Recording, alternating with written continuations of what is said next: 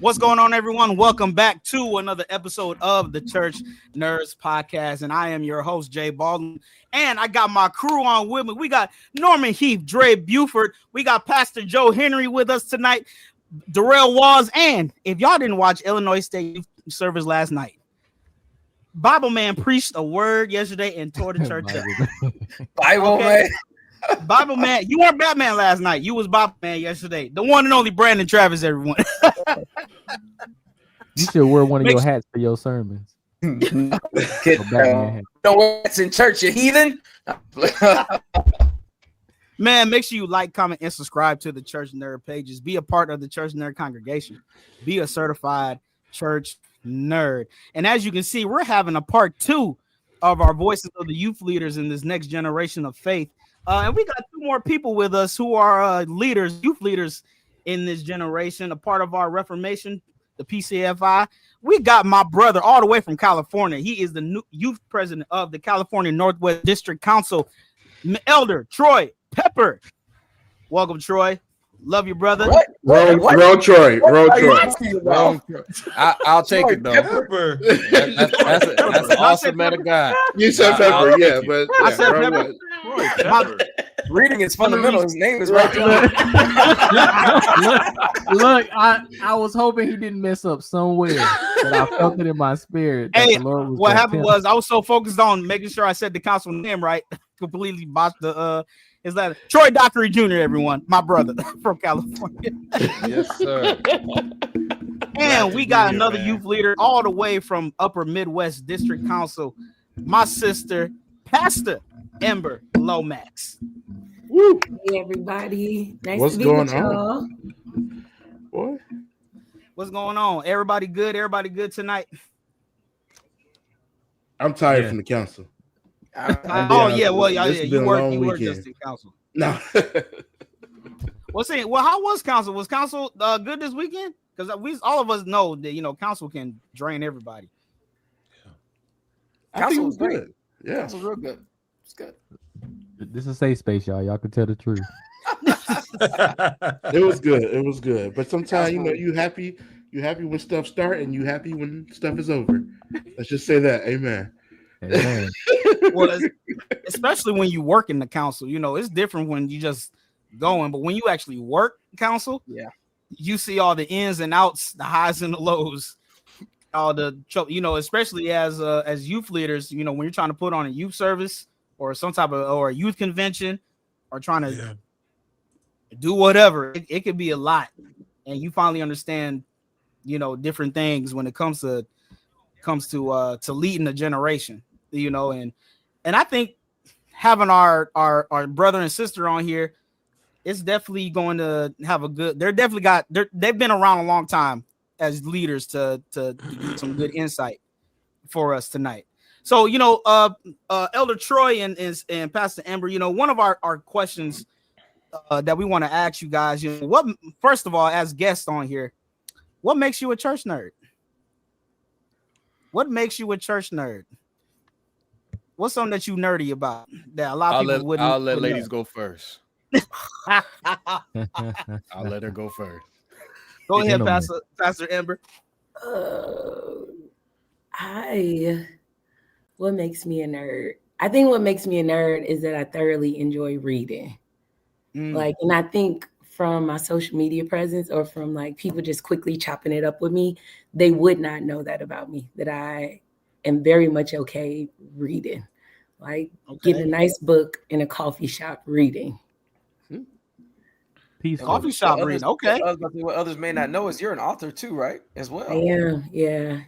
I got some books under my belt. Yeah.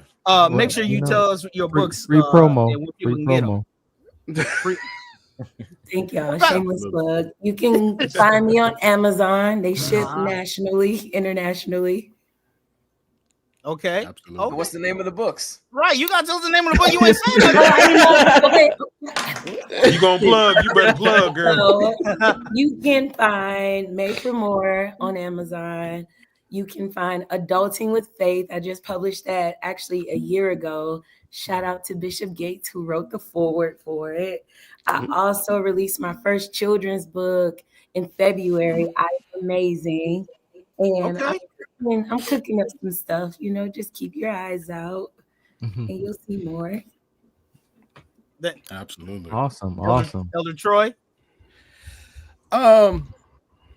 What makes me a church nerd? I would say I almost eat, breathe, and sleep church to the point to where my wife has to tell me to turn church off. I walk outside and I see commercial buildings and I'll say that looks like it can be a church. I'm that type. I'm literally what I'm thinking about. If I go to a service, I'm thinking about how the program is going. Any and all aspects of church, I'm always just analyzing. I might not say much about it, but in my mind, the wheels are constantly going. We finish one thing, I'm already thinking about the next or what we can do or looking forward to the next event. All things church. I leave church and go home and watch church. So that's me. That's my life. That's my mind. That's just how I function. And it's gotten, sometimes it can be an unhealthy habit, but we'll talk about that later. But for me, I'll definitely say my mind just thinks all things church nonstop. That's real good. That's real. Well, since y'all gave us, the good nerdums, the safe version, Marvel or DC? Marvel. I was gonna say Marvel. Marvel definitely. But Travis ain't liking that very well. But I think DC is misrepresented, and I think you need to explain that. I think DC is misrepresented because I believe that the level of character in DC is at a higher standard, but it's not represented as well in theater, or it's not represented well in the movie theater. And that's so because most people, they will go and they'll see a DC movie with expectation, and they always feel like it could have been this, it could have been that, and it wasn't. And so I think that's where DC drops off, not necessarily just because of the superheroes, but just more so the representation of them. That's a good answer. I would definitely agree with that. Okay. That I have no complaints about that at all. He's absolutely right. It seems for some reason they just can't get the right people they can't get it. I don't know what it is. Troy, what did you think of the Superman movie that just dropped? I did not watch it because I was mad that Henry Cavill wasn't the Superman. And to me, so far, he's been the best Superman. And I think he kind of embodied and represented that the best. And so I was kind of turned off when I first heard about the switch and the change up, and I was like, whatever. I feel you. That's just me. Do you like I know we can go in here, but what about, do you like the Batman with Robert Pattinson? Absolutely not. I was gonna say no. And I rest my case. I wish Gabe was in here to hear this. I wish Gabe was in here to hear this. Yeah, Gabe loves the Batman for some reason. He says it's a really good movie. It was too long for me. It wasn't. too long.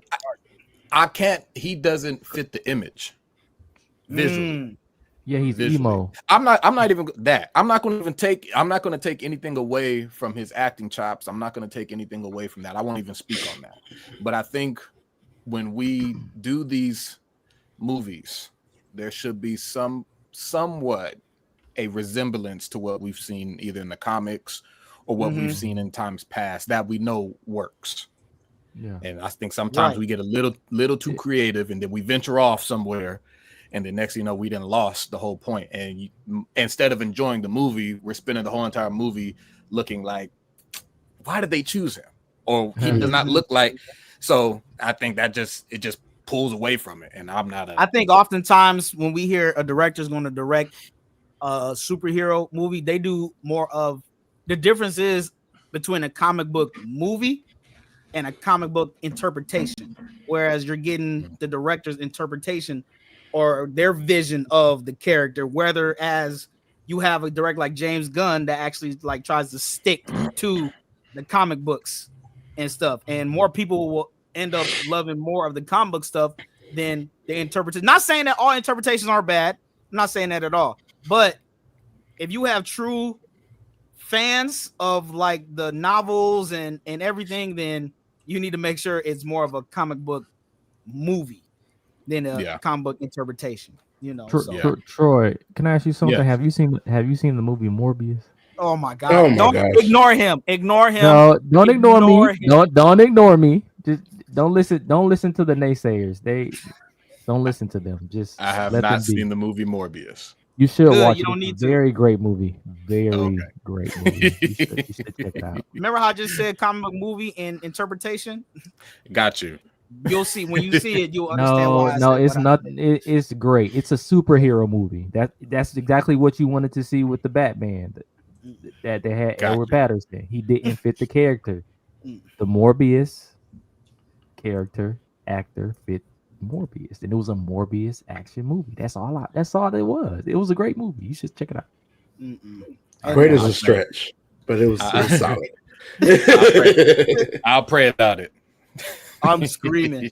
Listen, we got everyone in the chat. We were sorry, we were having some Facebook problems, it looked like, but it looks like we're back on. We got people in the chat. We got Auntie Delphine is with us. Pastor Adriana London is back with us in the chat line. Wiley, my brother, Elder Wiley Thomas is with us. Hey, Jay. Jordan, what's up?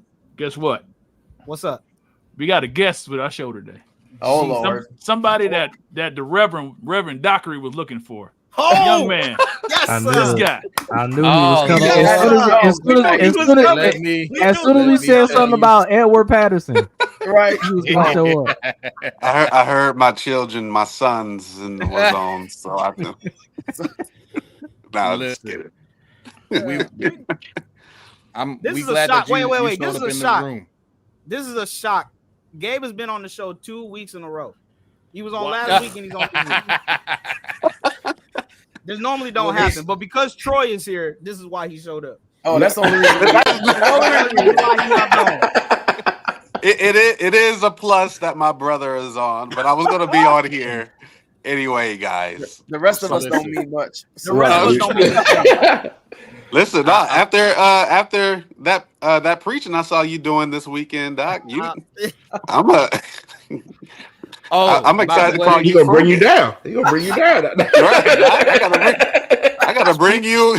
I gotta bring you to Michigan. What'd you say, Troy? I talked to Dad. I talked to my dad about that, and I showed him the video of you preaching. Oh, and he going to California. I'm just. Well, we'll see what the Lord says. Brandon, get your itinerary clear. I gotta check Brandon's itinerary. You know, when you are a preacher, when you're a preacher to the nations, and let's move on. Your voice is called after. Hey, Troy, look, he been preaching. His lining been crisp. He had his fade. Just talked about this. His robe freshly pressed. No. I'm like, brother, we gotta get this man on the flyer. I said, I ain't never. Now, mind you, he's on enough. Your hair has never been jacked up, but I've never seen your line this crisp like it has. Listen, bro. I don't know who your barber is. Tight.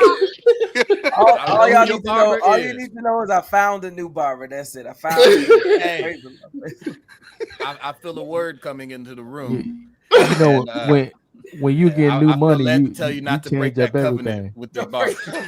I feel led to tell you this barber is taking you places that you've never been. My Lord, I'll stick with him. All right. Oh, It costs a lot of money though, but my Lord, we'll see. Hey, sometimes you got to spend Don't good they money all? to. Jeez. Hey, you that's get true. what That's you pay true. for. They tell you that. That's true. I used to That get it is for true. $40, maybe 30. Am maybe I the only 25. bald one on here? Wait a minute. We gotta be. Hey, Troy gets his haircuts half off. He picked the beard only option, you know.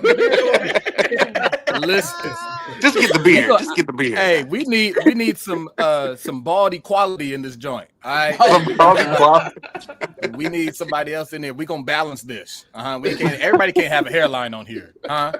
We gotta bring some regulation to this. Brandon, Gabe got his hat on, so I mean he don't want to show it, but it's okay. Right. Oh, listen, I missed my appointment. Oh, okay. All right. Hey, listen, IEEE coming up, so you know mine is on Thursday morning. People gotta judge it. Like, okay, hold on, I got this to do that week, so I'm gonna wait till that week to get right. Man, wait a sec. I do save a lot of money on the razor. We saving money in here. Wait a sec. Wait. Ember over here looking like what in the world am I Pastor Lomax. Pastor Lomax is left out, but Adriana has her back in the chat. She said, Ember, they don't want to know how much hair be costing. I wasn't even gonna call it out. Yeah, y'all haircuts is nothing. Oh, I know. Well, God bless y'all. No, but I was about to say something, but I ain't gonna say it. I ain't say I know. I know what the wife does. So that and well, my auntie is a hairdresser. She's at a hair salon for many years, and I've been in there having to sweep up hair over the summers in times past, and I know the women was pulling out them pocketbooks, Oh man, paying for that. I'd love to hear what Gabe has to say about women in hair. Just curious. Wait, what? Gabe, wait. Don't fall for the trap. It's a trap. Hello, Norman, put Gabe in the Ember. middle. It's a pleasure to meet you. I don't know what they about to say. Because I was trying to hear some too. Listen, I don't know where that came from. I don't know. Brandon just be acting up in company. I don't know. Hey, Brandon act like he didn't preach last night, Gabe. He just Elder Travis. Oh no, he got out of that quick. Elder Travis is gone. Brandon. He got out the spirit quick, Jay. Let's be real. He's back to his when Brandon put this Batman hat on, we already knew. Right after altar call, Elder Travis was gone. That was a wrap. No, Gabe, you missed. No, Bible Man is gone. That one's you put the Batman hat on. All right, enough with the Bible Man stuff. Let's move. Nah, sorry. You love the Bible and you preached Bible last night. So right. And you did a phenomenal job, Brandon. Absolutely. You don't love the Bible? I love the Bible. Seriously, where did you buy the robe? Make me love it even more. I was gonna say the same thing. The roll with the red at the bottom, man. Whoa, That was prime Bishop Gates right there. Let me tell you, I just got a white one, man. This one is bad. I can't wear it though because I don't feel like. Troy, you heard that? So when y'all invite him, make sure you bring that white one. California. That one's for Communion Sunday. That's that Pentecost Sunday nature, boy. That's the you gonna break that out. Wherever you go, take that robe along with you. It got some power on it. It got a little something on it. Yeah, you need to get washed now. Praise the Lord. It was hot. Hey, listen, we're having a good time, but we need to talk about being leaders, youth leaders in this generation. You know, and we're certainly glad to have Elder Troy and Pastor Ember on with us. Also, you know, having our big brother, Pastor Joe Henry, on with us as well. You know, he's an honorary nerd, so it's awesome to have Pastor Joe on with us. You know, but one of the things that we want to ask you all, what makes a good youth leader? That's one of the first questions. It's a simple question. What makes a good youth leader? Either one, you guys can go if you want to, however you guys want to flow. I'll say a good youth leader is a great follower. And I think that what I've been taught from my dad is that you cannot be a great leader unless you've learned how to follow. And so following is the key essential tool that should come with being a youth leader. And not seeing too much further than where you are. And what I mean by that is not seeing yourself in a higher place or in a higher position, because before you were called to be a youth leader, you were always called to be a servant. You were always called to be a follower, and your call to follow never ends. The higher you go in God does not diminish what God has called you to prior, as far as being a follower. God never elevates you to a youth leader and then says, now that you've made it here, you no longer have to follow. No matter where you are in life, no matter what level you're at, you're always going to have to follow. So I would say that to me is a key essential part of being a youth leader. Pastor Ember? Adding to that, because all of that is necessary. I think I found success in being a youth leader by knowing those that I serve, knowing, having a good pulse or a good sense of the people, not being so heavenly bound that I am not conscious of what's going on in the earth, the things that they are facing, just so that what I'm attempting or trying to do is relevant, is actually effective. I think also not just forever staying in a following position, but constantly being willing to learn. Like, I'm not pretending that I'm good with the books if I know I'm not good with the books, and being like as transparent as I can be with those areas in which I'm not solid in, and not being afraid to lean on those around me that possess those skills. Like, we all are trying to do something. I'm not a team of one. And so I think not being afraid to, be transparent, really getting to know the people you are serving. One of my mottos is people don't care how much you know until they care how much you actually care.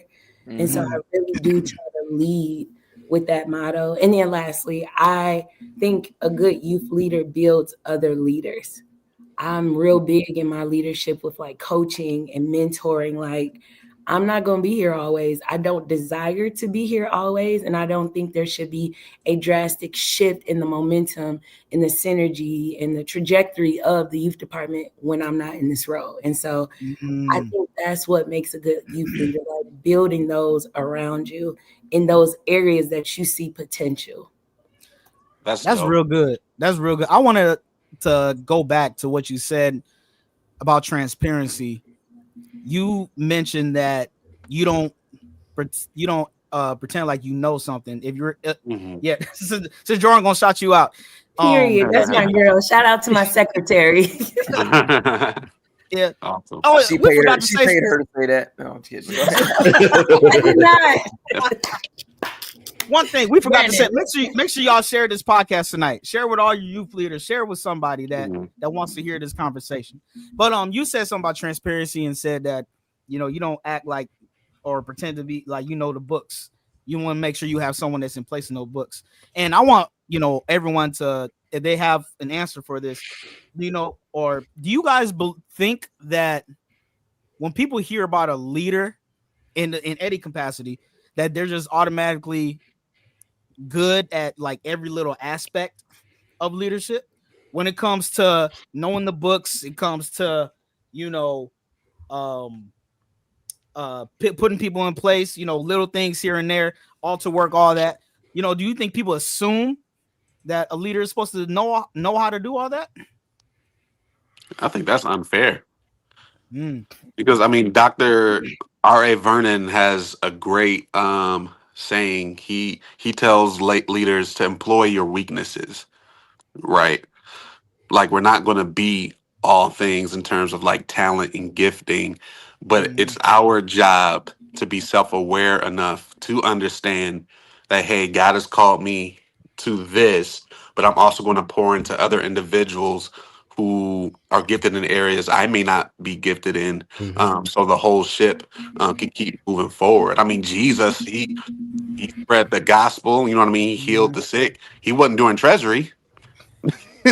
somebody else was doing that. And I believe Jesus is the perfect model of what it means to be a servant leader. You know, I think that's a false premise that we have to be great at every single. Oh, I'm sorry, my daughter came in here, y'all. At That's every all right. single thing. Go ahead. What's up, baby? Anybody else want to piggyback on that? Pastor Joe, you ain't said up. Go ahead, Pastor Joe. I would say the assumption is there.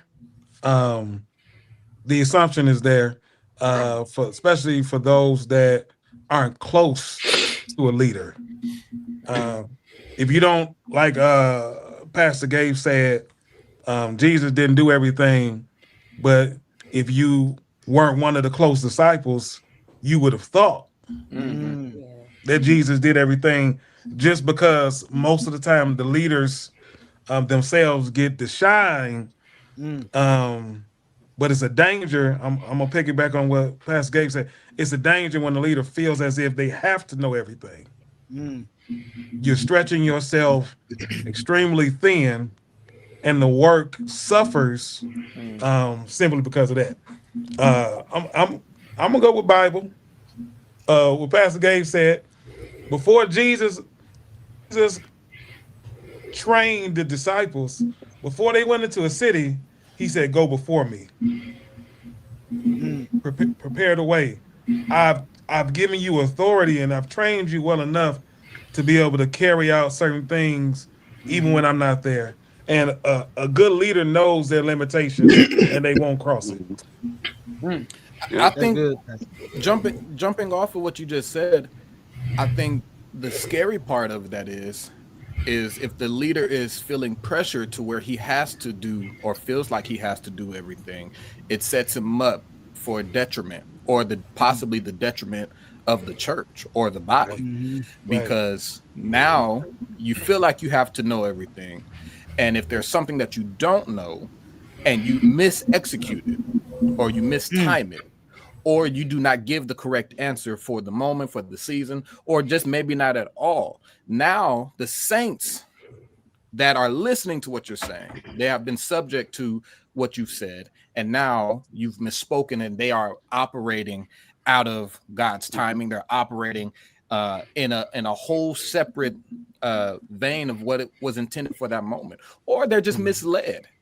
And so now somebody somewhere later on down the line has to do twice the work to try to correct what you did, and then try to bring that person back in and reel them back in. So it's a detriment. I'm one of those people, I'm gonna ask too many questions before I don't ask enough. Straight up. Because you're not gonna say, "Oh, well, Brother Troy said X, Y, and Z, and I was absolutely dead wrong." If I don't know, I'm gonna say, "You know what? Let me think about that, or let me go seek counsel on that." If that's something I don't know, because now we are dealing with people's lives and their spiritual lives, so it can be it can be a detriment to the church and to the body. Well, Moses is a great template for that. Jethro told Moses. 1 second, Gabe. Let me stop you. Somebody's mic is giving a lot of feedback. Who mic is that? It's tearing me up inside. I tried not to say nothing. I'm hearing organ music. I just want order in the court. That's all. No, Ember. I don't think it was you. It's either Darrell or Norman. Yes, because I have an organ in my back room. You can't see it. So you blaming Darrell because he's the organist. Gotcha. No. Hey, I ain't no organ over here. I'm just saying. I don't know. Yes. I did hear the music. Somebody did have some. Yeah, somebody had some church music going. Somebody listening to service while they on the podcast. Troy already said he can listen to church all the time. Man of God, this mic is muted now. You ain't gonna get me. my apologies, Gabe. Go ahead. Oh no, you good. Go ahead, Jay. No. Gabe, go ahead. What was you about to say? Because you said Moses was a good template. Oh yeah. No, I was just gonna say that I believe Moses is a beautiful like template to where we see in Exodus 18 to where he's literally almost crushed under the weight of leadership, right? And Jethro like literally has to tell him, he says, this work is too heavy for you. Like you cannot handle this thing alone. And there are so many pastors right now who are being crushed under the weight of responsibility, crushed under the weight of leadership. It's affecting their health because we have a model, and I don't think it's not as general as it used to be, but we still have pastors or models within our church that kind of has like that one man has to be everything mentality when God has called us and he's given us models like Moses to where he's distributing responsibility throughout Israel, right? To carry the work. And that's the same model that we have to walk in. Because if we don't, I mean, how many pastors we see who are stressed out? I mean, we make comments about pastors lashing out in the pulpit, and I'm not excusing that behavior, but some of these individuals are stressed. They are tired, you know, and a lot of that stuff, when we want to take on the responsibility by ourselves, it leads to mental mental stress. So then what do we say to those leaders, in particular those youth leaders that feel like they have to have the weight of the world on their shoulders? What actionable items can we give them to help alleviate that stress if somebody's watching? I can chime in here. Go ahead, Amber. I think for me, when I first stepped into the role, I had no background in like being a youth chair for a council, and there were a lot of politics that I was super ignorant to, and frankly did not want to even indulge in, because I'm like, what this got to do with a soul? But I digress. What I found to be useful for me was finding community. And I mean, I had to pray about it, because you want to find community in individuals that will steward your vulnerability well. And so the Lord just connected me with other youth chairs or youth pastors, you know, and not necessarily in our Reformation. And I was very specific because I am a writer. So sometimes I can be very thorough. And I told the Lord, like, these were areas in which I wanted success in. These were areas in which I needed to be mentored or nurtured in. And I just asked him to connect me. And I want to do better with communication, but I still want to be myself. And I just felt like the Lord gave me 3. And from there, I just found that to be very helpful, where I can vent. They would hold space for me, and they'd be like, now, before you pick up another mic, you got to repent because your heart not right. Straight Hear up. you, Yeah. but your heart's not right. And so I would encourage that youth leader to really prayerfully ask the Lord to give you your community. And your community doesn't need to be 10. Your community could be 1 or 2. And, you know, if that person is assigned to you leading in this season, they will have the capacity to like carry you or in the spirit or pray for you, and it won't be strained in the relationship. So that's what's helped me. Yeah, I think that's real important. I'm sorry. Go ahead, Joe. So I would say, even in regard, refuse to walk an offense. Like refuse to walk an offense. It's easy to be offended or get offended when either things don't go your way or individuals don't show up as you feel they should. Refuse to be offended and carry everything that comes your way to God. Now, I'm with Pastor Ember. You have to have community. You have to have somebody other than God. I can hear somebody in the experience say, you can take everything to God. Yeah, you can. But you got to have some other individuals other than God that you can look at face to face, eye to eye, through the phone. They're gonna tell you straight up. That you can talk to. They can tell you straight up. You can release. because what good is a body if the other members can't help each other? Right. And you can't trust everybody. Right. But you got to trust somebody. Right. Pastor Joe, what you said is so crucial. And for the sake of the topic and not trying to turn and deviate from this too much, but what about the leaders that have been the youth leaders that might have been either mishandled, or what about the ones that they don't trust and they're having a hard time trusting? Because if we're all honest, all of us in here in some way, shape, form, and capacity are leaders, and we are out front and before the people. But it's difficult. I'll even go out and say this. It's hard. I think it's even harder for the minister, the preacher, for whatever, especially in this day and time, to even find that group, like, so to confide in. I'll be honest with you. I'll use myself. I'll be very vulnerable in this moment.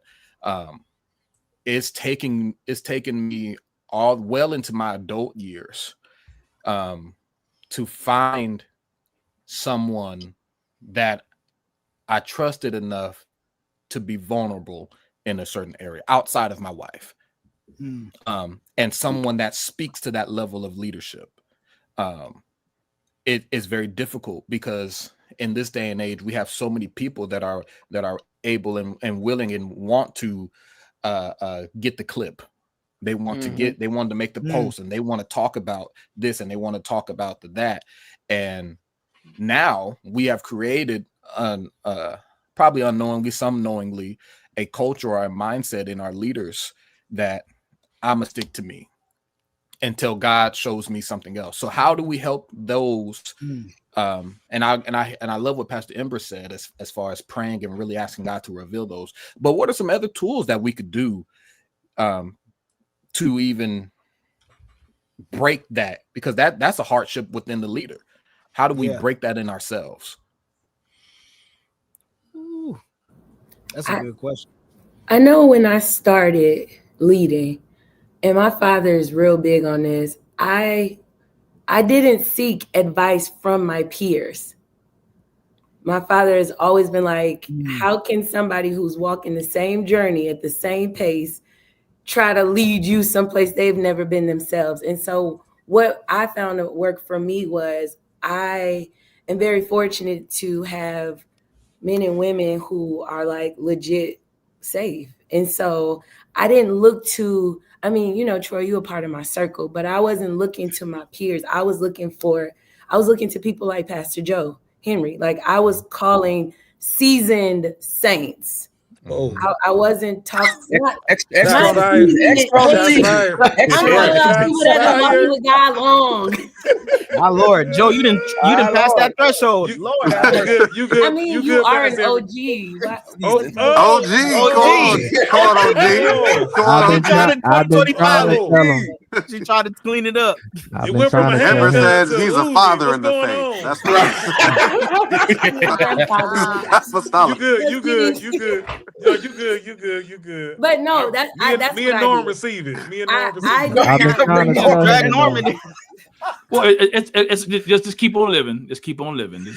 That's what they said. That's what they said, Norm. Just keep on living. Just keep on living. It beats the alternative. God bless you. Go ahead, Pastor Ember. You can I did not look to my peers in that beginning stage where I had experienced some really I was just thrown out there, you know, and it was very challenging for me to trust, because I knew I didn't know what I was doing, and I didn't feel very confident, even in the skills that I naturally know I'm good at.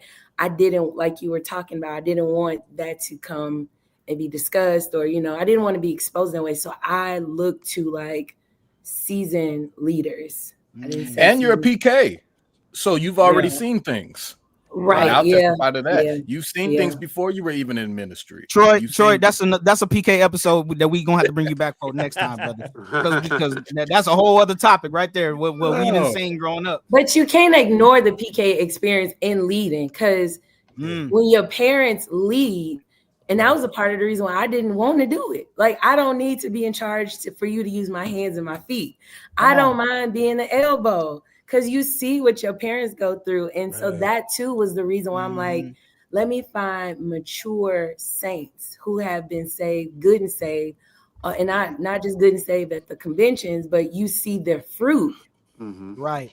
And that's kind of what helped me in the beginning. So I can I jump in another time? Well, I don't want. I'm talking a lot right now, but let me say this: trial and error has also taught me. I heard this a long time ago. I can't remember who said it, but trial and error has taught me. It was me. No, I'm just kidding. Ooh, Lord, look, Lord, let him humble himself. He got hey, Pastor Joe. He got his masters and don't know how to act. All the I'm just kidding, American. And anybody get his doctorate? Yeah, call him doctor. Right. Ain't gonna be able to tell Dr. him Jordan. But Dr. J, of course. Dr. J. but trial and error has taught me you have to, especially this is for any youth leaders that may be watching this, you got to know where you are intending to go and be. Mm-hmm. And then when you figure out where you are intending to go and be, you identify those that have already gotten there. And one of the things that I was, just being as a seasoned youth leader, seasoned doc.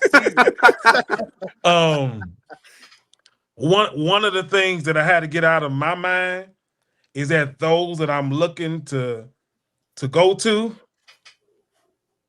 they want me to come.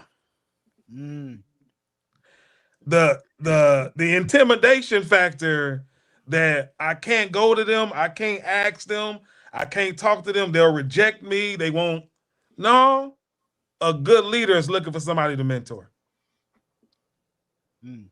Joe, I was just about to say that, and to piggyback off what Pastor Ember said, and this is a good conversation. I hope someone has shared in the comments tonight, for real. But no, right now, like our brother, don't do that. Pastor Moore, right now. No, Mercedes. What you all said was, seeking, mentorship or seeking, seasoned leaders, and what we said, and then what Pastor Joe said, they want you to come. How much, how should I say this? How do you humble yourself to go ask a seasoned leader? Because a lot of times, so what I'm saying, question. That's a great question. Pastor B's in the chat. He couldn't make it, but he's here in spirit. Yeah, he's in the chat. Pastor B. How do you humble yourself to go ask? Because a lot of times leaders, and we've seen some youth leaders that I got you, Pastor B. They get so prideful to where they think they know everything and won't seek advice. Or they're scared. Or they're scared. Or they're scared. Yes. Yeah.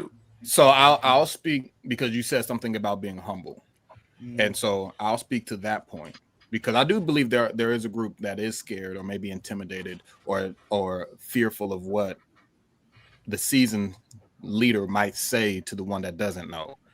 But for the one that is lacking humility, I would then question your call.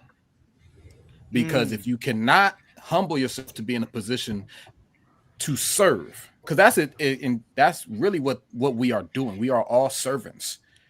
We serve differently, but we're all servants. So if you cannot humble yourself to ask because you presume that you know everything, then that's a tough place to be. My question, and I'm not, and I don't want to make it seem like I'm coming down hard on anybody. I'm not. But if you find yourself in a place that I'm not going to ask so-and-so, or I'm not going to ask Pastor so-and-so, I'm not going to ask Bishop so-and-so, because I already know what to do. And you ain't never done nothing. You know how to build the world's largest conference and ain't brought 20 people together. You know how to draw everybody in but you don't have no youth in your church. You know all these different things. You know how to lead and you know how to direct. But where's the fruit from it? Humility is such a crucial thing. I will never want to present myself as someone that knows everything. Yes, yeah, I don't. And even if I might not ask, I'm gonna sit there and listen. I'm gonna sit there. I'm grateful and I'm grateful to my brother Brandon, because people that know me, I'm not really all out there. I'm not the one that's always out in the mix and doing different things like that all the time.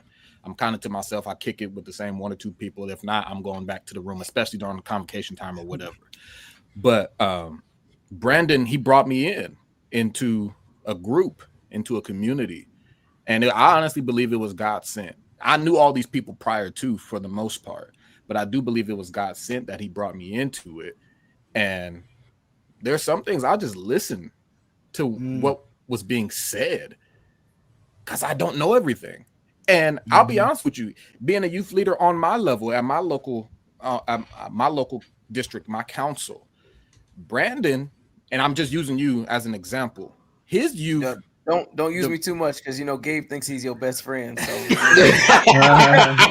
want to get his feelings hurt. Wow. I need wow. Gabe. I'll take a pause. Gabe, have you got your plane ticket to Orlando? Wait. He didn't answer your question, right? Yeah. My plane ticket to Detroit? I mean, are you going? Are you going to see you there? Yeah. Oh, yeah. We ain't seen you in a number of years, man. Wait. The level. Gabe, are you going to Orlando, Gabe? We saw him I feel betrayed. I felt betrayed when I didn't see you. But it's all right. Look, we saw him. You heard it here, America. I'll be in Orlando this year. All right. Hey, Norm, make sure this is clipped. And I'll be in Detroit. My question to Gabe is, what day in Orlando will you be? Hey, listen, you answer too many questions. So we got pettiness in the chat. We got pettiness online. Well, everybody calling everybody out. But I'm gonna go back to what I was saying. Go ahead, Troy. Go ahead. Listen, the oil left what you was about to say. The oil. No. Next question. No, I would say my youth leadership on my local level is on a different level than Brandon's in Illinois, and how he operates. Now, mind you, he is my brother and he is a peer, but he's doing something at his level that I'm not yet. And so whether he knows it or not, and I've told him before, but I'll say it again. Clearly, I don't. I really admire what he's doing, and I know that there's a level of demonic attack that comes with it for the level that he operates at. But I admire what he's doing, and it's, to me, I look up to that. That's my brother, but I look up to what he's doing because he's doing something that I'm not. He's don't give him on too a level much clout, Troy. Please. Yeah, please don't. His head will get big. Please don't. Just a little bit. Just we'll buy him some new hats. We'll buy him some new hats. Now, Elder Troy and Pastor Ember, Pastor Adriana wanted me to make sure I ask y'all this question. It's in the chat. I don't know if Norm and them saw, but I need to ask y'all this question because I asked them. Were y'all voluntold to be in these positions? You know, Absolutely. were you walking in the room and it was like, oh, Elder Troy, you're the new president? I was sitting in my dad's office and he was having conversation about something else, and the conversation changed and he said, oh yeah, and Troy, you're going to be X, Y, and Z. Oh, said, oh yeah, Jesus. I said, oh, okay. And so, yes, I was volunteered. There was no vote. There was we didn't. There was no cards where there was no card where people checked boxes and said no. I was told what I was going to do, and I was going to do it as long as I was told to do it. And so, that has been. So yes, I've been voluntold. Have you ever said no? No. To who? Yeah, I don't know what background you come from, but where I come from, no, don't exist. I'm giving you a heads up. Dre is a part of. So there's no option in your camp. It's just you're gonna do what you told. Well, without okay, any I'll clause in in all the contract. seriousness, let me When let you're me put it called like by the Lord, you have no choice, Dre. But Dre, to answer your question, and I'll put it to you like this very seriously. How we were I would say how we were trained and how we were brought up, especially for those that we trusted with our spiritual walk as well. We were taught that you don't tell your leader necessarily no. Now, ideally, could I have said no? Yes. Would I have got put out the church? I don't know, but no, no, I'm joking. But would there have been major consequence? I don't believe so. But because of my reverence and my respect for the one that is leading the way for me in my spiritual walk and in my desire and call of leadership, I don't say no. So I have not said no. And that's the servant side of you, right? That's the servant side. It has been But times where I wanted to say he no. also Yes. trusts his leadership too. Right. Like I want to put that out like there. that. Like he's Right. not talking to people who are under like abusive leadership, who absolutely butcher scripture and So take you complete can't advantage. So you can't say no to those you trust either. You can. No, you I think can. you can, but You it's can. why? Why would you? If you know, why wouldn't you though? If you're submitted, There's a why and to a why leader, wouldn't. I want both answers for that. well, Travis. if you're submitted to somebody like your pastor, every leader should have a leader.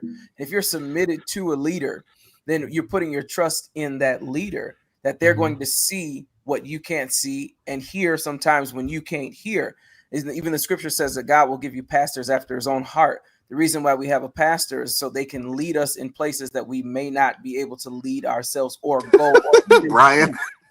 Right. So that's why if I'm going to put my trust in that leader, then I'm going to say 100%. If they see something that I don't see, there you go. I trust them. Well, the reason I ask this question is because people struggle with feeling obligated to do something that they're not called to do, only because the leader told them to do it. That was the only reason I asked the question, which was a great answer you gave, Troy and Brandon, which I appreciate. Absolutely, Dre. And I look at it from a perspective again. When Simeon? When I was a child, I never questioned where my dad, when he would hold my hand to walk me places, I never questioned where he was taking me because I trusted him. It's a great illustration. In where we were going. I might not have known where we were going, but I knew wherever we were going, I was covered and I was protected by him.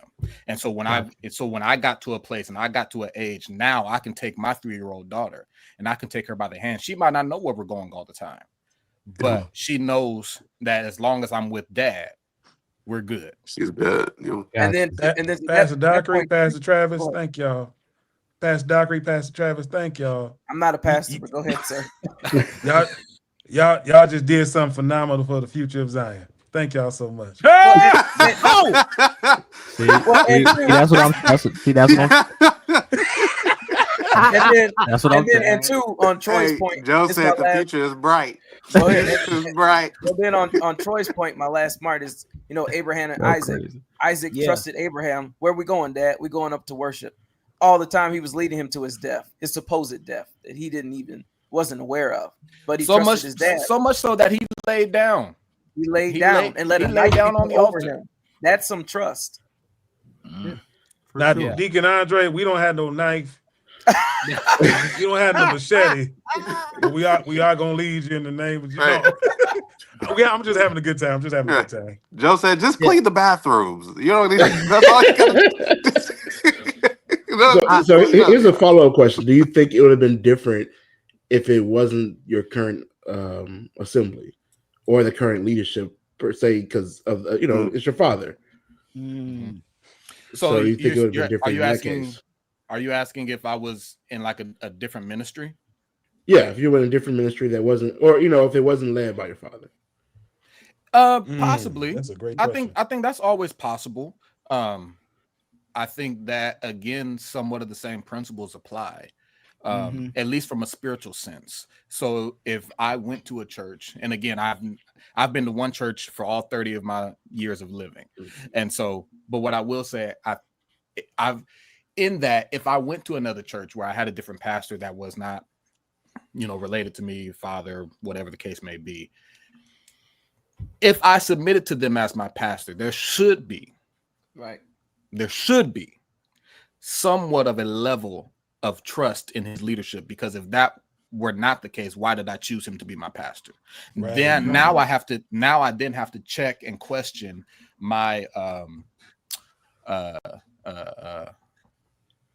my choice, I guess, for lack of better wording. I have to question, what was the reason did I go because there was opportunity? Did I go because there was a platform? Did I join because he was going to put my name in lights or whatever the case, or she was going to put my name in lights or whatever the case may be? Now I have to question my intent. Why did I choose him as my pastor? Or if I was a kid and I might have been raised in that church, somewhere along the line, from a child up to wherever point of leadership I've walked into, there should be a resume trail, a trail of my leader's resume that should say, I trust him. I don't know everything, but I trust them for whatever decision or whatever they ask me to do. And if you are in a place to where, I'm gonna keep that one. I'm gonna hold tight. I'm gonna hold tight. That'd be post. Yeah. As youth leaders, and I'm talking to all youth leaders on this here podcast, do you ever regret the yes that you gave? I have before. Yeah, I don't absolutely. now. I don't now, but I have before. I'll be completely honest. Absolutely. I'm like, and that's what makes y'all great youth leaders. Integrity. Because a lot of people won't say it. They regret it. I would say I regretted it in a former, when I wasn't the leader, but I was in leadership, and things were going down, and things were being said that weren't true. So then, but yeah, Gotcha. I would say it's hard to regret something that you didn't necessarily put yourself in. If I could say that, I'll say for me, and everybody doesn't know my story, but I was sick. I had stage 4 cancer in 2023, and I came out in 2024. But amen. In that, prior to that, I told my brother, and he's actually on here watching, my brother Wiley Thomas. Prior to that, me and Wiley, we went out to eat, and we were at a restaurant, and I told him, I said that I have I feel like there's a shift that's getting ready to happen in my life. I don't know what it is. I don't know whether it's good, whether it's bad, but I know there's a shift coming. Till this day, it's a running joke with me and Wiley that we don't feel a shift ever since I've through what I've been through. but I said that to him. I think it was only a couple months later. That was when I was diagnosed with stage 4 cancer. And then in the midst of my treatment, I remember laying in the bed. I was in the hospital alone at the time. And I told God, I said, God, I'm content if you took me back just to be a member. Because I knew, and I told my brother this, I knew that I had not been, I don't want to say tested or tried yet, but I knew there was a level that I have not experienced yet for where God was bringing me. And I didn't know what it was. I knew great calling, but I was nervous because I hadn't experienced that hard test yet. And so when I was in the middle of my test, I remember sitting back and laying, God, I'm good if I never have to preach another sermon again.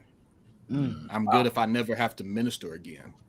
Right. And then check this. In the midst of doing that, no eyebrows, no beard, because the chemo's wearing me out, still having to go lead prayer for our youth in a private setting, rebuking cancer, rebuking diabetes and high blood pressure, with cancer in my body. I said that to basically say, not trying to get too deep, but I said that to say, yes, I told God to take it back at a point, but it was what God called me to. That's why I think anybody that walks in this position or walks in this life and says that they're called has to be extremely careful. It has redefined ministry for me. Got you. Because you never know what God is calling you into and what you're going to have to go through in order to be what God has for you to be. We love to get a mic and to preach. We love to have our picture on a flyer, Norman.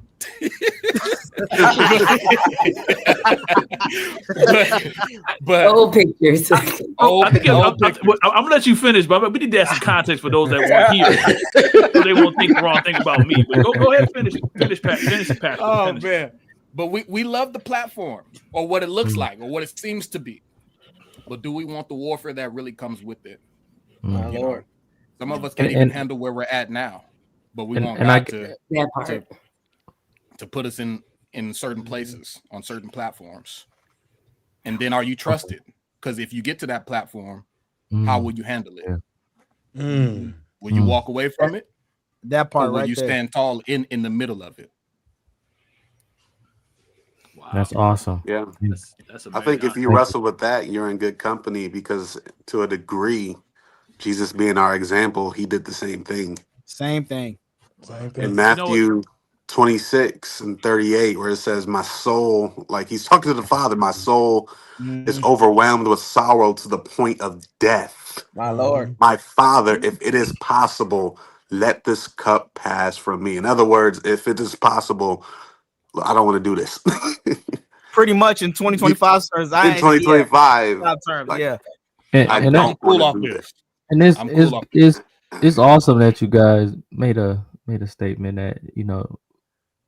Okay, so when you say it's something you have to be called to, understandably God is calling you, but some people might get it mixed up that the pastor's calling you to do it.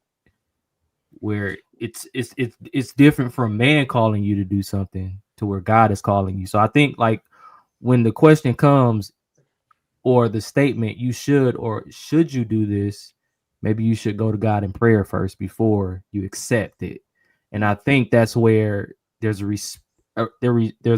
respect there to where you can go back and tell your leader, well, after fasting and praying, I don't think I'm here yet to do this.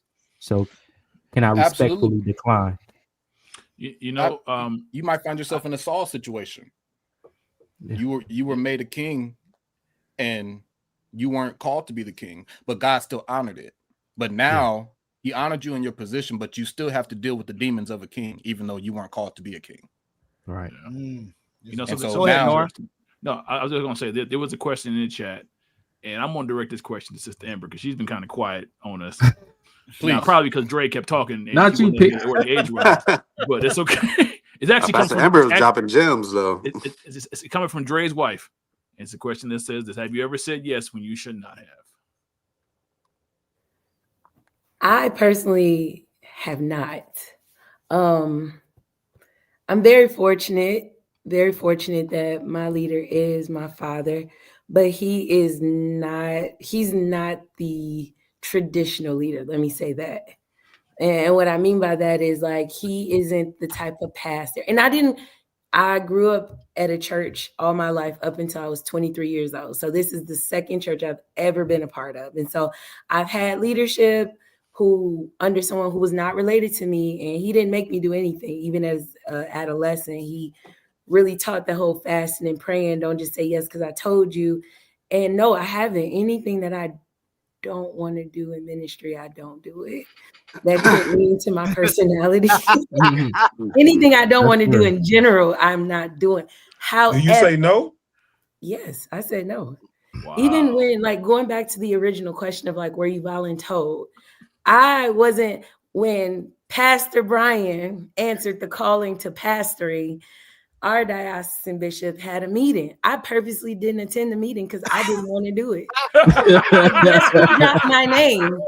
Chairman Baldwin dropped mine. I wasn't even on them. I wasn't even there. I got a text saying, yo, they.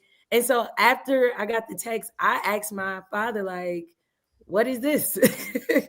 And he was just like, pray about it. But again, I think because I know that's not the norm. Like, I do recognize that's not everybody's relationship with their pastor, but Mm-hmm. I was looking at him to tell me if I should say yes or no, and he redirected me to pray about it. Mm-hmm. And so I don't, because even to your point, Troy, like the warfare is bananas. I did first word at IEEE last year, and my message was, I got another yes. Yeah. Because I started being a PK at 23. I'm 36 now, and it was diabolical what I was experiencing in a new city, in a new state, with the culture being completely different. And I say it all the time with my people, like, I just want to be a girl. I don't need this. Like, I'm cool. But I do recognize, sorry, Brian. I mean, it is the truth, though. It is the truth. Don't nobody want to be around them cheeseheads. Oh wow! Went from Chicago to Madison, Wisconsin. That's a culture shock, all right. It was a big culture shock, and so I personally don't do that. I know, and again, I came from I grew up in a different organization, so I didn't grow up around people wanting to be in charge, because my bishop just instilled in us to serve. I didn't grow up with a full board of people doing youth ministry. I grew up with my dad being the youth leader and the whole youth department being the board. And so my ideology of seeing ministry was so different when we came into the PCAF, to where I was like, why they want the role? Do they not understand it's more work? It's more sacrifice. It's harder. You really can't do stuff, and it's not because it's a sin, but because you're an example to all these people looking to you for an answer. And so, no, absolutely not. I'm sorry. I saw my uncle's comment, and he being petty in the chat. Yeah. Oh, Jeremy he's infamous for dropping everybody's name but his own. He absolutely is. I'm just putting people that I know for a fact would do a better job than me. And you have done a phenomenal job in the Upper Midwest District Council. Phenomenal job. Yeah. But by the grace of God. But no, I don't. Yeah. I don't have leadership that even when I told my father that I would accept it, he told me to give it a year. So he even was just like, you're not locked in for life. Like, there is an exit if that's what you decide to do. And so, no, only person I'm being voluntold is God. I think a lot of people don't answer the call because they don't feel like it or they don't want to, not necessarily because they're not called to it. Absolutely. And I think and just to wrap that example up in a bow with Jesus, like we see Jesus battling with two wills, right? Because he's like he's wrapped in humanity. So you have one will, which is the will that, Lord, take this away from me. I don't want to do it. It's not comfortable. But then you have the second will, which comes later, is not my will, but your will be done, right? And I think a lot of us say no, not because God isn't calling us to it, but our humanity, our own will for comfortability, our thirst for comfortability, or we don't want to be in discomfort at all. It's not because God isn't calling you, but it's because you're just not comfortable in it. You don't want to do it. I think that's something that we have to wrestle through as well, because I'm sure a lot of us on this chat will say we did not want to be in leadership, just like Pastor Ember just said. You know what I mean? It's like people on the outside, they look at it, they see you sitting in the front row, or they see Brandon with enhancements in his hairline on flyers and stuff like that. And like, we just see the success of Brandon. you know, that's crazy. We see the glitz and glamour of it. But the truth is, like, just like Pastor Amber and Pastor Troy like wonderfully stated and communicated, there is a lot of spiritual warfare that comes into operating in your calling. You know, Gabe, I just want to piggyback what you said. The one thing is, a lot of people, they fear what they don't know, and for some of us that are PKs, we fear what we do know because we've seen what our parents and them go through. Because you may be called to it, but I don't want to do this at all. But God will call you out of your comfortability to make you uncomfortable because he knows there's something in you that is missing for this day and time for this specific group that they need. So that's really good. But God knows all the same. God knows all the same. Pastor Troy, Pastor Ember, this has been phenomenal. Wait, y'all. I didn't ask my question, Jay. I know. I didn't know. You've been so quiet the whole time. Well, I because again, when you are the apostolic father, you sit back. And the children. Oh, okay. I didn't know that. I didn't know it all in. That way. You take it all in, and then at the appropriate time, you're assessing our comments. Norm. Exactly. Now, before I go further, I also now freshly from communion, we're going to introduce Pastor B, who's fresh. No, please, no. We were just about to get off. We were in the collar and everything, boy. We were just about to get off. He ain't took that collar off. Brandon is going to keep us for another commercial when the lady be like, and just like that, we gone. That man came with a word in his belly. I want to give honor to the senior youth leader, Joe. God for him, amen. And I thank God for the apostolic father. Can we give God praise for the apostolic father? We thank God for him. And to the greats, the honorable. I closed my eyes for like 3 seconds on the way here, and I said, "When did Bishop Dockery get on here?" And then I opened my eyes. I was like, "Oh, that's like for 3 seconds. You sound like your dad." And then Ember, first of all, I don't want you to come for my life because all of this story is not true. He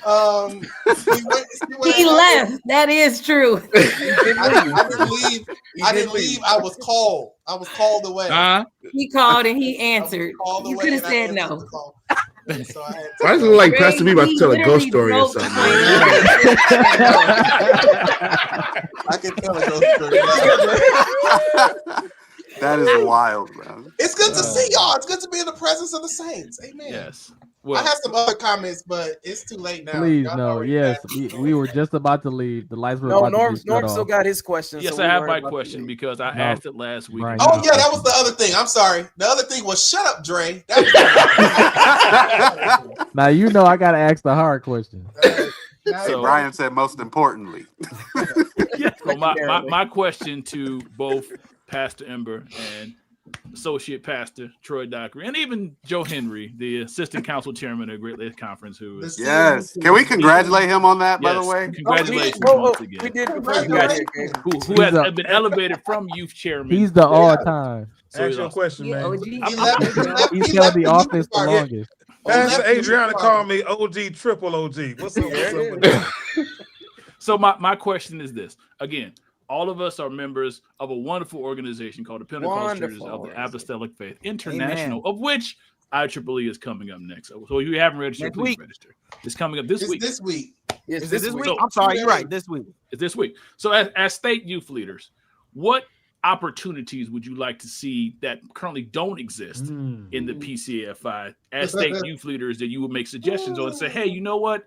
This may be a beneficial segment, make sure program. You Pastor B's mic. Mute Pastor B's mic right now. So I'll start with Lady Ember. What opportunities you see that don't currently exist that you would say, you know what, if we had this, it'll take it just a little bit further. Mute Pastor B's mic. I was gonna say give them a chance to think about it because there's a question that came in the chat for Darrell. Okay, fair enough. You all think about it. Give him a chance. Darrell, here's your question. From Pastor. Lord. Right, because his wife's a pastor, so he's a first gentleman, I guess.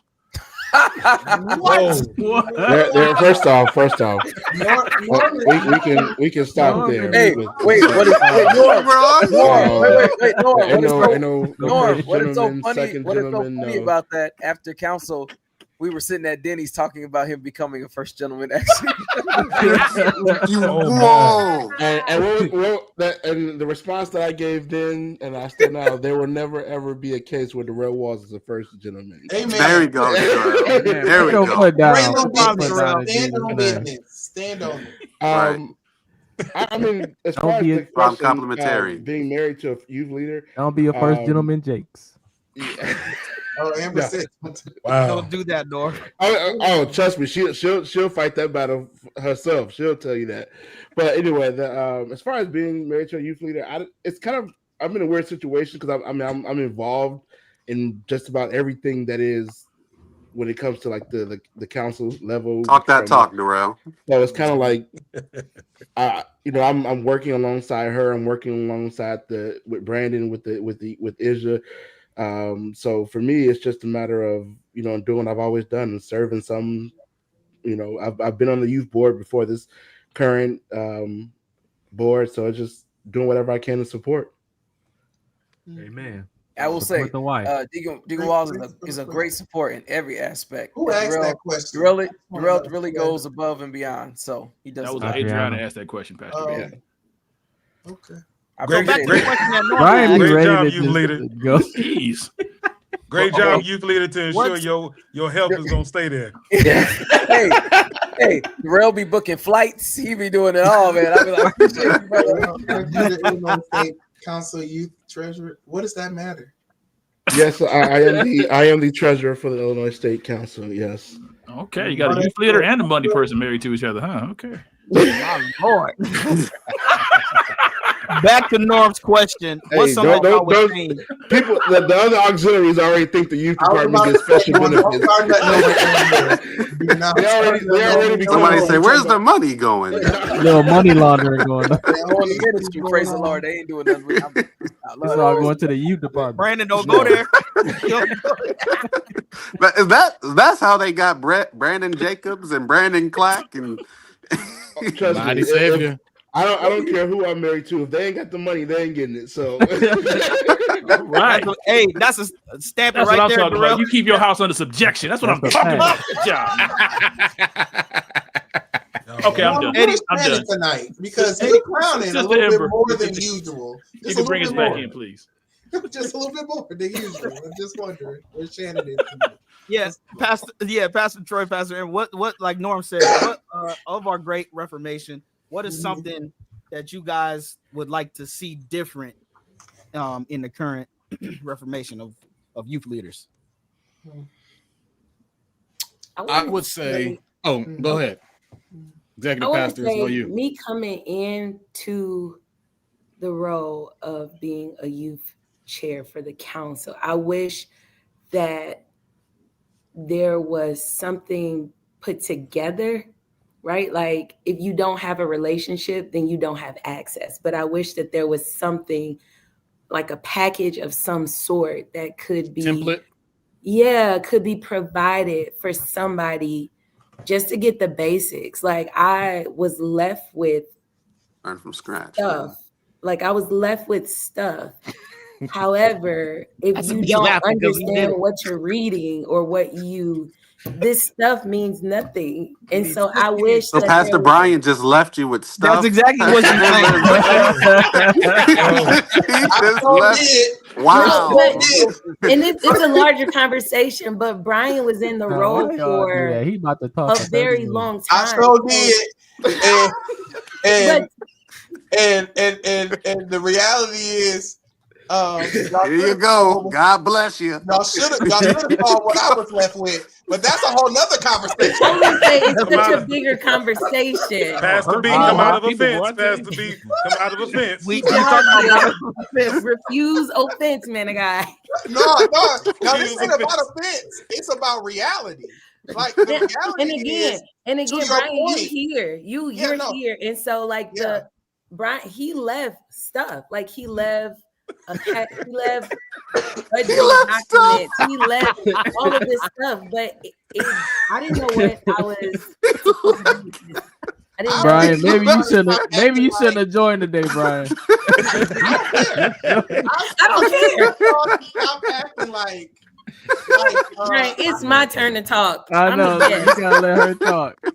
Right. Let Madam President speak. Hold on, Jackie. Wait, Pastor B. Jackie got your back. And I'm not talking. Jackie has your back.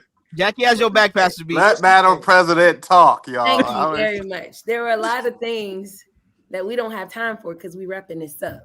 Oh, but for somebody who was transitioning in, it was, you had to make sense of it, and then you still had to make sense of it really quick. So I think where was HR? Exactly. Where was onboarding? and again, Brian, in Brian's defense, even after he left, he was still accessible to me. But for a person, I had that relationship.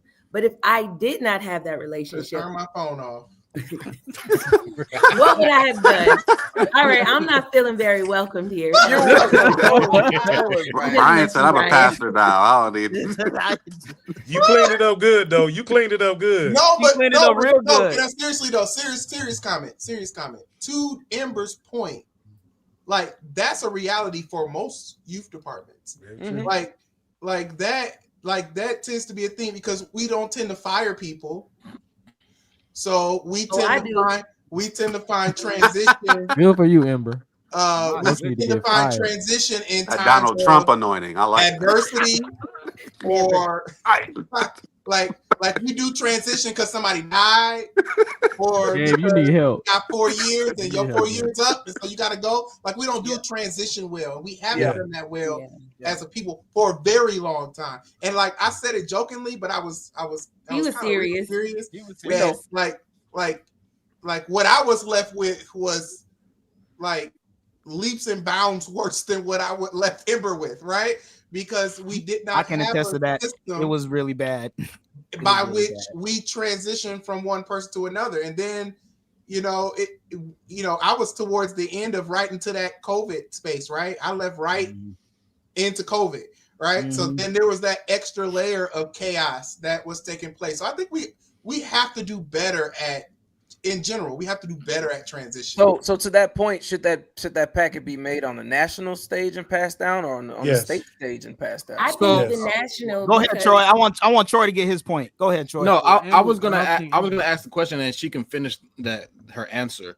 Are we speaking from a local level, or are we speaking from a national level? My question initially to frame it was primarily on the international level. However, if the better question is associated on your local level, which is a part of the international level, then that's fine too. Like local church or state? Well, these are state leaders, Gabe. I don't know if you missed the title. No, I mean you said local. Norman. Right, Norm. Local is like your local church. One more try. Hey, Norman, he was late. Hey, am I the only one here that doesn't confuse local with state level? Okay, so thank you. In Gabe's defense, I think it should be done on a national level because my understanding, and again, I think I'm new, but the people on my council keep telling me I can't say this. I can't say that I'm new. But I think from my understanding, I thought that we were supposed to. Can I talk my talk? Okay, go ahead. I thought that we were supposed to take what we are getting from our national body and trickle it down into our councils, and then funnel and trickle it down into our local assemblies. And I do understand that all that is funneled down can be applied. But I think as someone coming in, like having a base to start from or having something to compare to, because like you said, if you get it and it doesn't make sense, at least you'll have something to kind of be like, okay, well, this is where it should kind of align.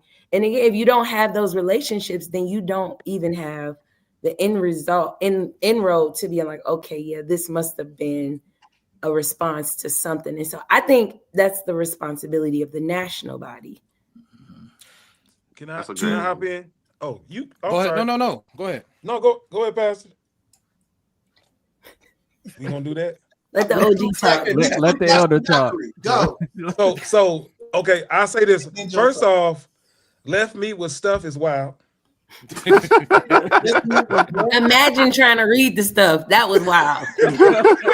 Brian, you cannot respond. You can't talk. If y'all don't stop talking about me, I'm not talking about you because I was Norm, at you. Norm, put him You in the already know, backstage. Put him backstage. And so will I. You already know. So don't stop with me tonight. I just came from the Lord's Supper. And I've been endowed with power. Well, it didn't. You gonna sit us all down? Right. You gonna sit us all down? You took too much of that wine. That's what that happened. Brian, How many times did you drink it? Brian, I told Ember this was a safe space, so let her. I don't feel I very don't know why safe, y'all Dre. told her that. I don't feel safe. You weren't supposed to be here today. Norman is asking put him in the background. Put him in the Norman background. is asking these loaded questions in this public forum. And we're not really addressing the loadedness of his question. I'm not asking loaded. I said don't what? have time to My address question was about opportunity. How was that Norm- loaded? Yeah, that's Norman, what it's gagged. very Norman, it's very loaded because Good night, Norman. what Good it night, does Norman. is, It is depending on what is said, Mhm. it exposes what is not done. Yeah, because Maxwell says culture is the worst. Come on, John behavior Maxwell. alive. Come on, John And Maxwell. so if we want to discuss a lot of our issues, it's because we have a culture of bad behaviors that we tolerate and that we allow. And I want to say we need to address this at a national level. That means that we must need to address behaviors at a national level that have caused the trickle-down effect that our friend Pastor Ember Lomax, who I will address in that manner for the rest of this call, has discussed. Pastor B. Can we hear what Pastor Troy say? But I do have one other thing.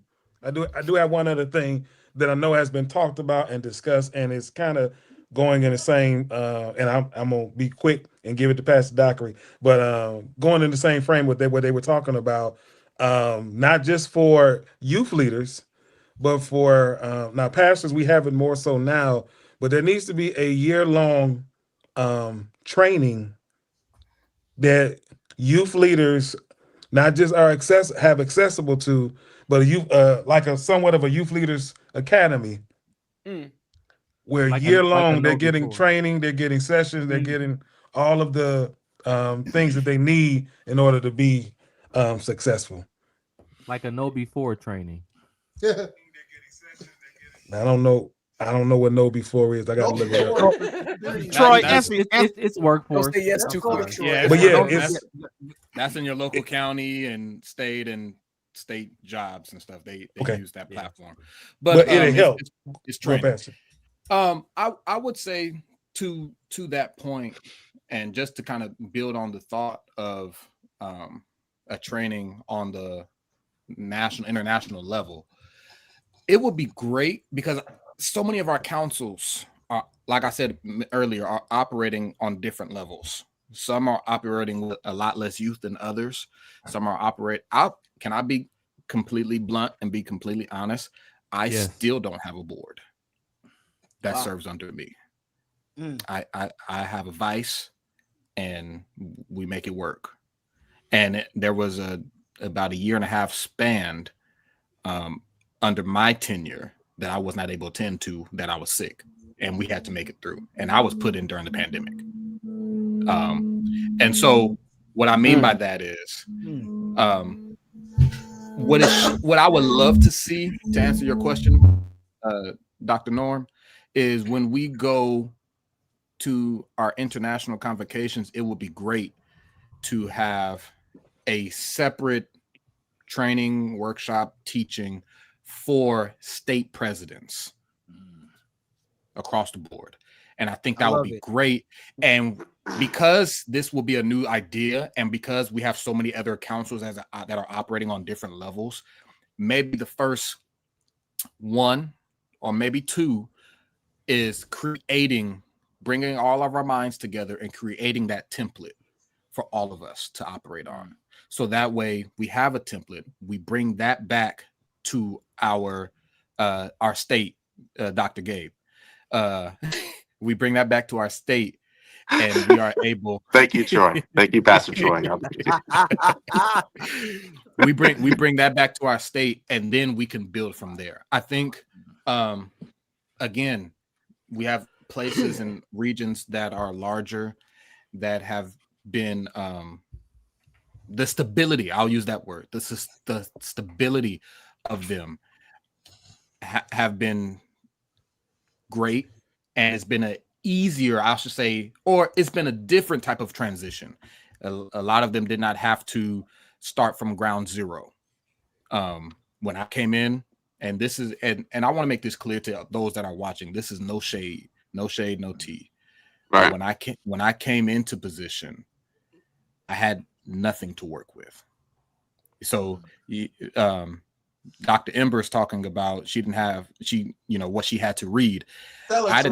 There was nothing to read for me.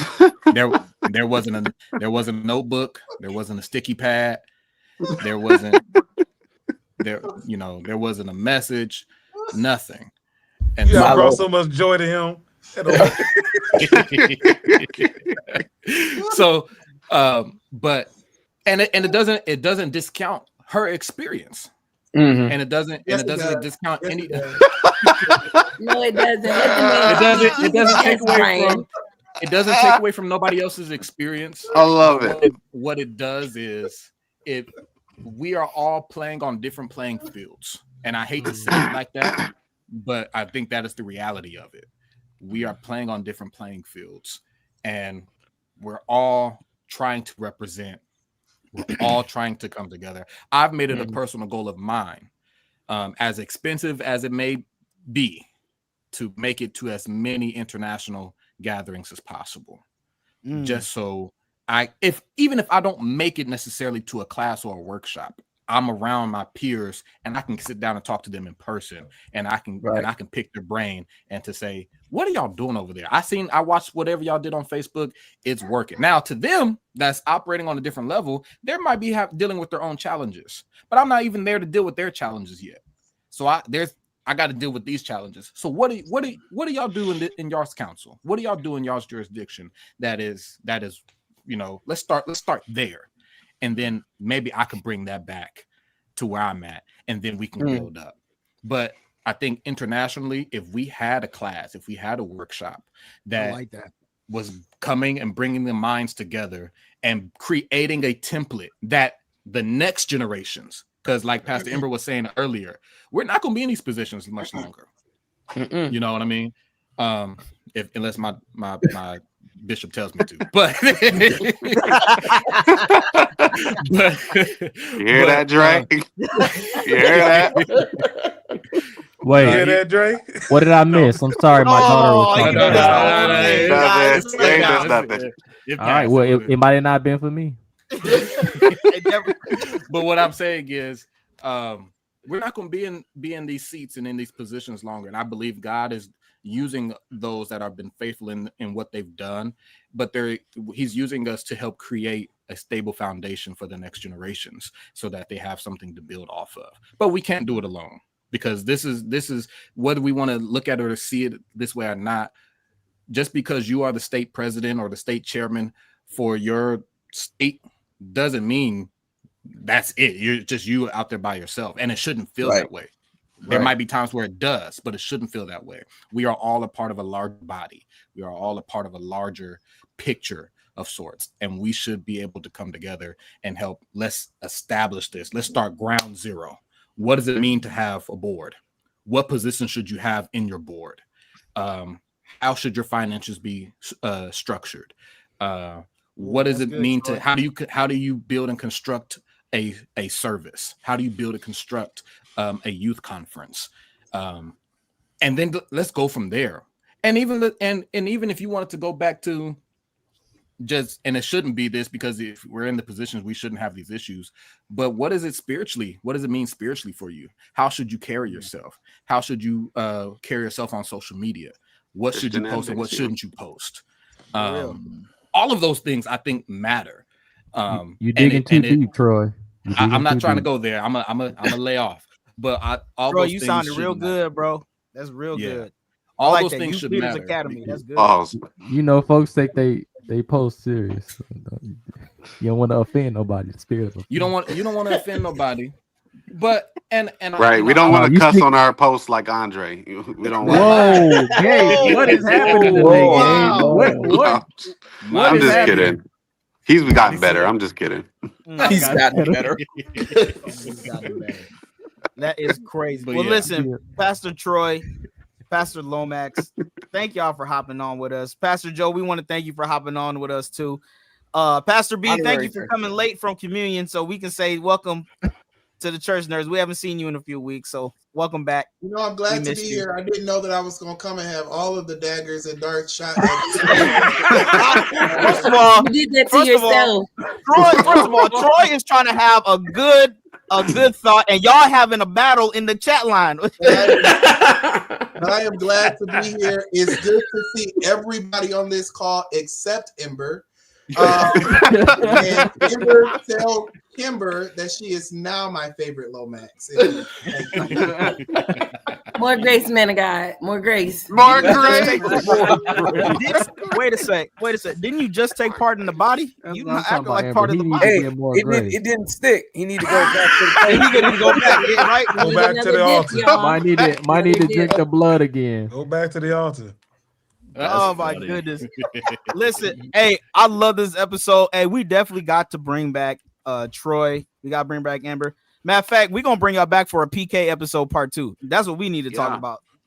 That's and Pastor B loves that really topic. Enjoyed this. Yeah. Amber think you about to be a pastor, Brandon. We've already You had said that what? conversation. We've already had that Not me, Amber.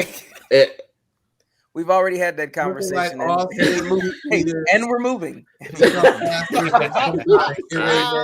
Hey, Oh, Brandon already know when he gets sick and tired of turning down all the churches that come his way. Here you go. Here you go. You know, but is he lying? we all can't be fortunate enough to turn down more churches than some. Oh my goodness! Can we move Wow. on? Brandon did. Wasn't it like 6 churches? I mean, just Brandon turned down more churches. Why y'all than coming? folks Hey, ever Gabe, been not the offered. actual number, Gabe. That's about 6, I think. That's what I heard too. Norm, can we It get was, your video? it was please? 2 church plants, One 3 on the East Coast, one on the West existing Coast, churches, one in Hawaii. and 1 campus pastor position. You one passed in up Hawaii? Midwest. It was like 7, 8, 9 churches. Right. 12. That man passed up Hawaii, Arizona, Florida. Norm, can you please play your video? Play your video. I'm waiting for the host to introduce me. Hey, to Jay, these can folks. I throw one more thing out? If you go about to throw shade, go ahead. No shade. But for any youth leader, there is, if I'm correct, there is a section in some of our bylaws that could possibly help you with some of the positions that need to be filled. Oh, sure. So just want to get in touch with one of your bishops, your diocesan, for that information. There is vital information in some of our bylaws. That's it. Norm, if you don't mind, I got a for the question. duration of this episode, Yes, sir. I would like to deputize Pastor Joe Henry as the Apostolic Father, just for that statement that he just made. I have no problem with Thank it. you. Thank you. I have no Our problem Apostolic Father, Pastor Joe Henry. No, I have a problem with it. What kind of stuff is this? I have no problem. I'll be the You're apostolic great. uncle. Thank you. When you, The apostolic when you father start of talking about the bylaws, you got to be the Apostolic Father. You got to. the apostolic father of the Church Nerd congregation. What? Yes, Dre. Is it going to be something crazy? Is this I just want to make sure this is piggybacking off of what Joe said, the bylaws. Is there a bylaw to where you can you can fund your own department in the state and not have to be reprimanded by the laws of? What are you talking I about? highly doubt What are you that. talking about? Anyway. So look, I mean, you can fund first anything you of want all, Right. don't do that stank face, Brandon. It's a valid question. We don't know what So you're look, talking about. look, Right. Brian. Just because you're not- Illinois does what they want doesn't mean everybody else. Gabe, I was Illinois getting probably there. does. Gabe, I was. But nobody else. Norm, play the video. Play the video before we get in trouble. Play the video. Illinois is their own reformation, Dre. Play the video before we get in trouble. The Texas of the PCA. Hey, they visit us in the summer, Dre. Hey, Don't Pastor B, I got Leslie texting me they already. visit us. Y'all are on one. Norm, what's the video, Norm? You know, this has been an amazing episode of the Church Nerds. Again, we want to thank Pastor Dockery, Pastor Ember, Pastor Joe. Yes.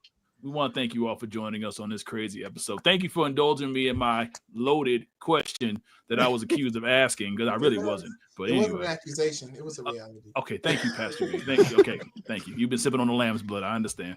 So the lamb's blood. Tonight, for tonight's episode, I thought I would just take it back. We've played this before, and I still find it entertaining. It's about the power of how the word itself will humble you if you don't really pay attention to what's going on. So let me go ahead and pull this up. Let's go from verse 15. Verse 15 says that for that which I do not allow, for what I would not, for that which I do, I allow not. For what I would, that I let's go to New King James, please. Let's do New James. In fact, let's go to NIV. I'm gonna tell you something. That King James that had you in the tongue. Listen, somebody get that brother a message Bible. Listen. He needs the amplified version of that. I start reading it, it's like, hold on, what did that just say? Yeah, I don't think he read that scripture before he got up. When I first at all. That was the first time he read that scripture ever. When I first got saved, reading the Bible was a struggle for me. I started doing KJV will put you in a stronghold now. I'm like, what is happening here? I was in a Bible study with some of our Caucasian brethren, and I started reading in the King James version because that was the first version that was open when I was reading. Reading. And I got to the end of the scripture, and one of our fair brethren raised his hand, and he said, "Thank you so much for reading in the King James version." And I said, "Oh," I was like, "You're welcome. That's it's the first version that I opened up to." He said, "No. It just reminded me of how much I hate reading in the King James version." Like, whoa. That's a fact. Hey, man, I had to go NIV for a second, and I went back to King James because NIV they be doing some stuff these days. Yeah, you gotta watch the NIV. You gotta watch it. NIV. No, but beware that NIV. Yes, beware that NIV.